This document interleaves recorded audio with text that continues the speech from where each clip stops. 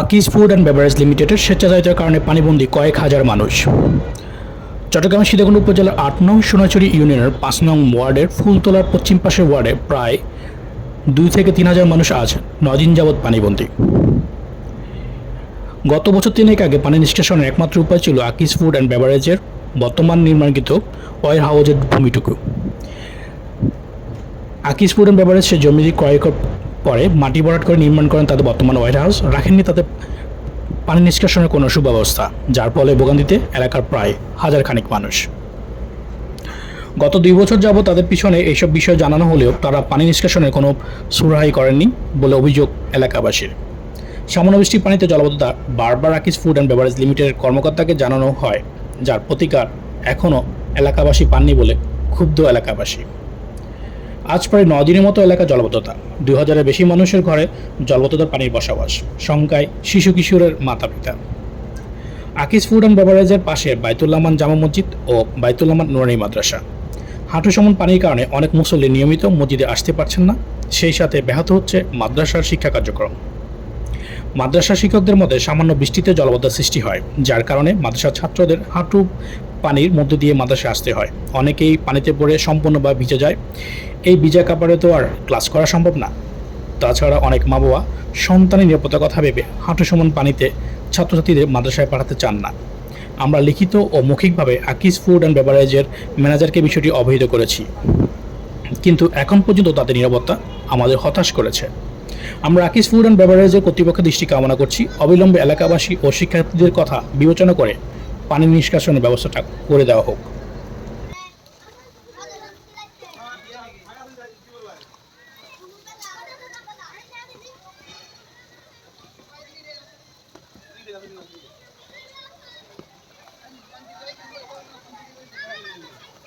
ভাই যদি মিডিয়া তো তোমার পছন্দ করো কেন হ্যাঁ দেখতে আসছি দেখি আই নয় যাবি হ্যাঁ বেশি বলে এই তারা সারা আসছি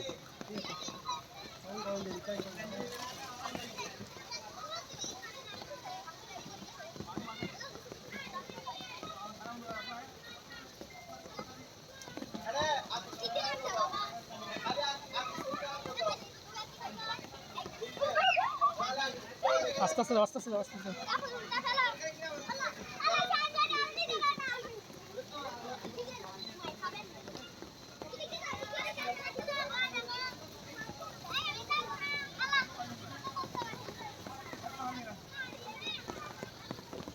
বলো আপনি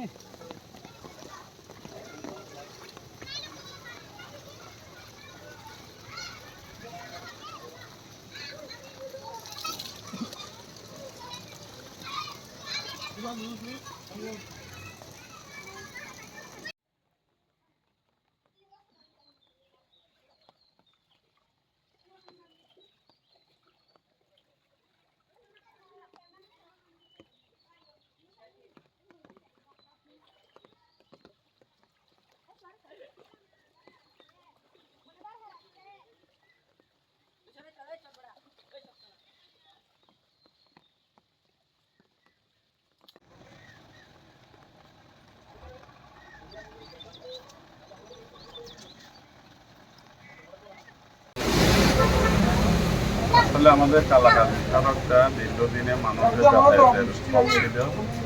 আকিজ গ্রুপ ওনাদের একটা গোডাউন তৈরির কারণে এইখানে পানি চলাচলের পথটা দীর্ঘদিনে পানি চলাচলের পথটা বন্ধ হয়ে গেছে। এই পথটা বন্ধ হয়ে যাওয়াতে পুরা গ্রাম এখন পানিতে ডুবে যাচ্ছে, যার কারণে ছেলেমেয়েরা স্কুল কলেজে যেতে খুব কষ্ট হচ্ছে।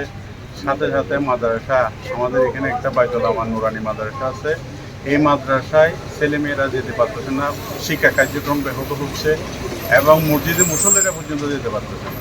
তো আমাদের এলাকাবাসীর দাবি, আমাদের দীর্ঘদিনের যে চলাচলের পানির যাতায়াতের যে লাইনটা ছিল এটা যদি ক্লিয়ার করে দেয়, তাহলে পানিটা যদি সরে যায় তাহলে মানুষের জন্য সুবিধা হবে, মুসল্লিদের জন্য সুবিধা হবে, ছাত্রছাত্রীদের জন্য সুবিধা হবে। আমাদের এইখানে যেটা এখন পানির দুর্ব্যবস্থা, এটা আগে ছিল না, 2 বছর আগে ছিল না। এটা এখন হয়েছে আমাদের এই পাশে একটা ফ্যাক্টরি হয়েছে, আকিজ ফ্যাক্টরি করছে, ওইখানে আগে পানি যাইত। সেই পানি যাওয়ার রাস্তাটা এখন বন্ধ হয়ে যাওয়ার কারণে আমাদের মাদ্রাসার আশেপাশে এখন পানি জমে যাচ্ছে, বাচ্চারা মাদ্রাসায় আসতে পারতেছে না। আমাদের মাদ্রাসায় প্রায় 300 কাছাকাছি বাচ্চারা আছে।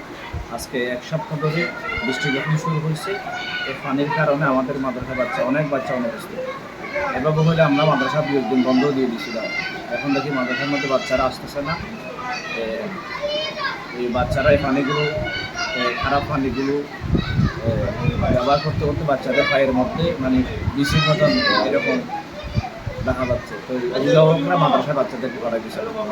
আমরা চাই যারা আমাদের অভিভাবক যারা আছেন এবং এলাকার যারা মান্যগণ্য যারা আছেন আর যারা এই গ্রুপে যারা আছেন